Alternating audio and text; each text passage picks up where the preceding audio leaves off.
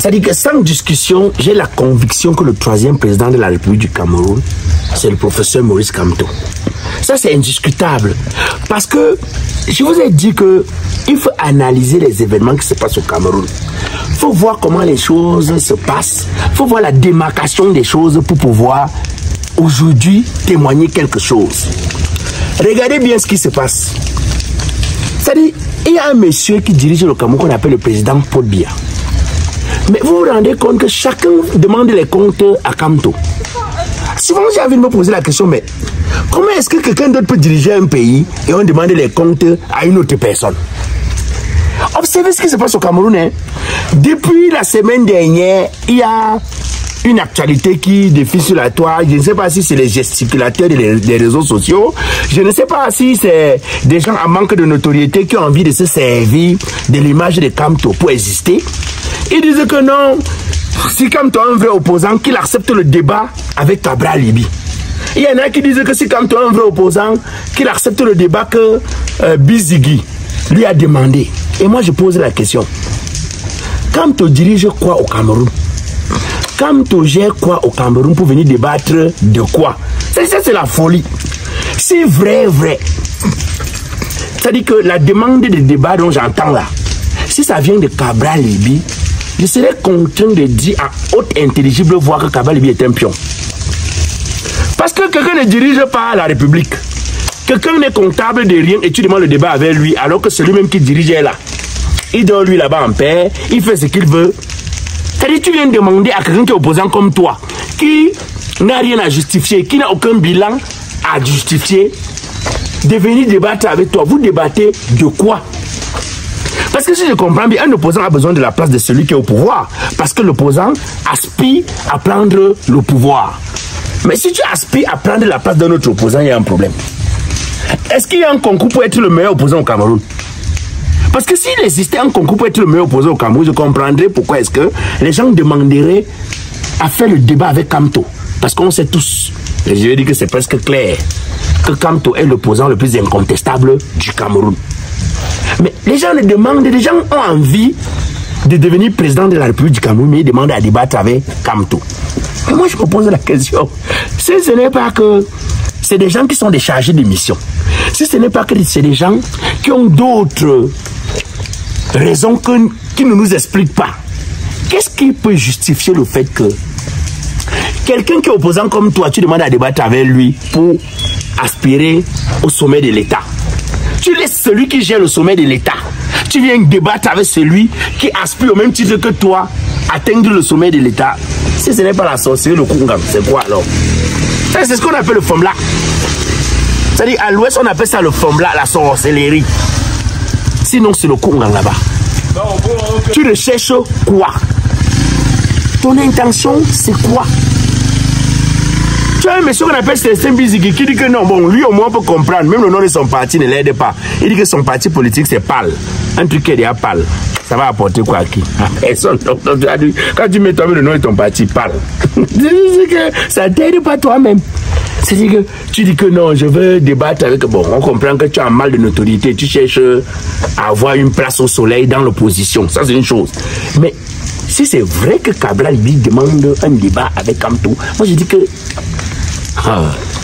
je vais moi dire à haute intelligence, vous voyez ici que ce n'est pas un opposant. C'est un pion. Si c'est que c'est lui qui demande. Je n'ai pas la certitude qu'il demande, hein, parce que j'ai appris qu'il demande à débattre avec Kamto. Parce que la personne avec qui il fait débattre, ce n'est pas Kamto. C'est celui qui dirige le Cameroun. C'est celui qui, depuis 43 ans, nous a promis l'eau, l'électricité, l'emploi. C'est celui qui, depuis 43 ans, nous a dit qu'il garantissait la sécurité sur tout le territoire national et donc il n'en est rien aujourd'hui. C'est celui qui, depuis 43 ans, a dit que non, désormais on n'avait plus besoin de se cacher pour dire ce qu'on pensait de ce pays. Et donc, on se rend compte que c'est faux. Puisque dès que tu dis que tu n'es pas d'accord avec la politique de ceux qui gouvernent, tu te retrouves au tribunal. On t'enlève. Tu apprends seulement que oh, le commissariat tel est à ta recherche. C'est avec lui qu'il fait débattre. C'est pas avec Kamto. Ça, c'est la première des choses qui me montre que Kamto sera le troisième président de ce pays. La deuxième chose qui me montre que Kamto sera le troisième président de ce pays, c'est que, en réalité, un chef d'État, qu'il arrive quelque part, c'est-à-dire que l'endroit est en ébullition. Et c'est ce que Kamto produit à chaque fois. Vous avez vu l'autre jour, Kamto a dit qu'il venait à Douala. Tous les policiers, comme si le président de la République était là, étaient dans toutes les rues. Effectivement, quand un chef d'État arrive, c'est comme ça que les policiers se comportent. C'est comme ça que les gendarmes se comportent. C'est comme ça que l'armée se comporte. C'est ce qui s'est passé. J'ai dit, mais si ce n'était qu'un opposant, avait-on besoin parce qu'il dit qu'il vient à Douala? Mais attends, un Camerounais normal n'a-t-il pas le droit de circuler dans son pays? N'a-t-il pas le droit d'avoir la possibilité de faire des va-et-vient comme il veut? C'est pourquoi j'ai dit que le procès... C'est-à-dire, je vous ai dit que nous sommes à l'année où il faut mettre son cerveau en branle. Il faut ouvrir son cerveau. Il faut faire réfléchir ses méninges. C'est-à-dire qu'il y a ce qu'on appelle dans ce pays, c'est-à-dire ce qu'on appelle dans la réflexion, il faut avoir le sens d'analyse. Il faut être capable d'analyser une situation avant de prendre une décision. Le professeur Kamto est opposant. Il dit qu'il vient à Douala. On interdit la circulation des motos.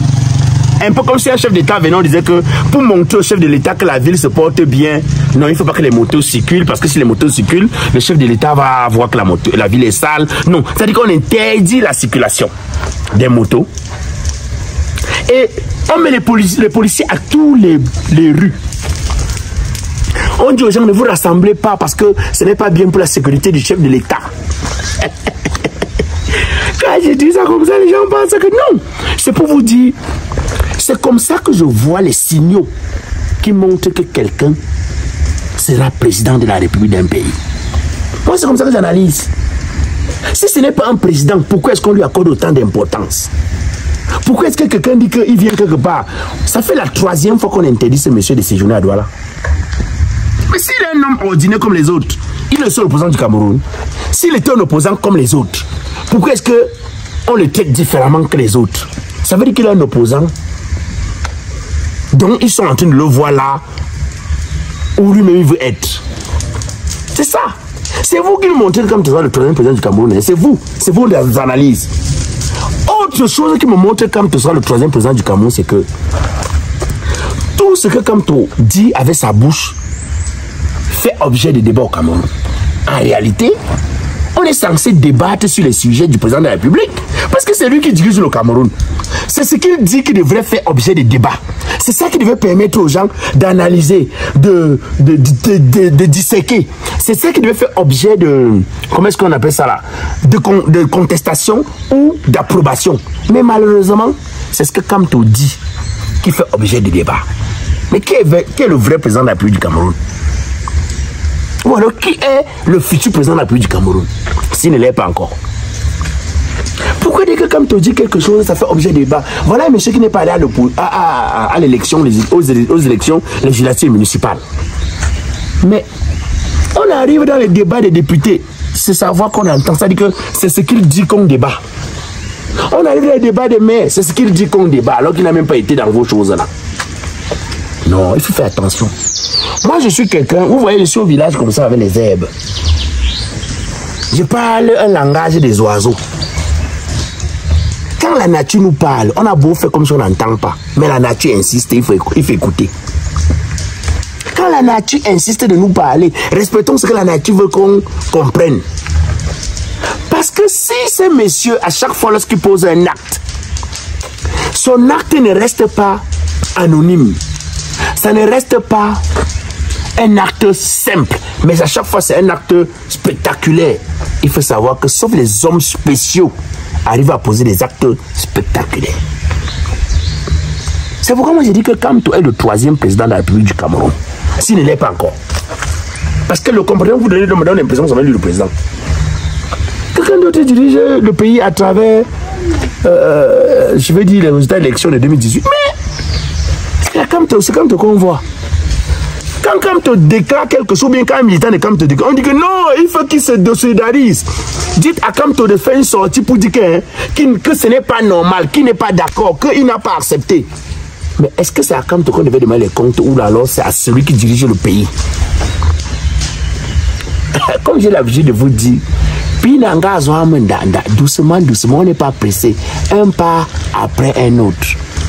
Un jour, le jour va se lever. Même si ça fait combien de nuits, un jour, le jour va se lever. Comme j'ai l'habitude de le dire, doucement, doucement. Alors, je vous fais une annonce importante. Vous avez désormais SOS Alpha. SOS Alpha est situé à Yaoundé, en face de l'école de police, si vous voulez, à côté de UBA. SOS Alpha, c'est une école qui permet à ceux qui n'ont jamais été à l'école, à ceux qui ne savent pas écrire, à ceux qui ne savent pas lire. Bref, ça lutte contre l'analphabétisation. C'est-à-dire que désormais, si vous ne savez pas lire, vous ne savez pas écrire, vous n'êtes pas allé à l'école, ce n'est pas compliqué. Vous avez SOS Alpha qui vous soutient dans votre circuit. En fait, vous avez la possibilité d'apprendre à lire, à écrire, d'apprendre à vous scolariser à travers SOS Alpha. SOS Alpha est une école qui soutient, n'ayez pas honte. On n'a jamais honte d'apprendre. On n'a jamais honte de connaître parce que c'est quand vous aurez appris et que vous connaîtrez que vous comprendrez l'importance de la connaissance. En fait, notre peuple périt comme ça, faute de connaissance. C'est parce que les gens ne connaissent pas. N'ayez pas honte. À Yaoundé, vous avez les numéros de téléphone. Bientôt à Bonabéry, vous aurez SOS Alpha. SOS Alpha est une école importante, capitale, pour ceux qui veulent connaître. Il n'y a pas l'âge pour connaître. Tu es jeune, tu n'es pas allé à l'école, tes parents n'ont pas eu de moyens, tu n'as pas eu la possibilité. Voilà SOS Alpha qui s'agresse à toi. Tu es un papa, les enfants te trompent, ils se foutent de toi. Voilà SOS Alpha qui s'occupe de toi. Les numéros de téléphone sont là. Appelez et allez à la rencontre de SOS Alpha. SOS Alpha est une école importante, capitale pour des personnes. Tu vas prendre la langue française, tu vas prendre l'anglais, le russe, l'allemand, bref. Tu as la possibilité de les contacter, d'apprendre. Et si tu es un homme d'affaires généreux, tu es un partenaire à l'étranger qui veut soutenir une école qui apporte de l'aide à ceux qui n'ont pas été à l'école, à ceux qui n'ont pas eu la possibilité d'avoir une certaine éducation, voilà SOS Alpha qui s'agresse et qui te parle. Bref, doucement, doucement.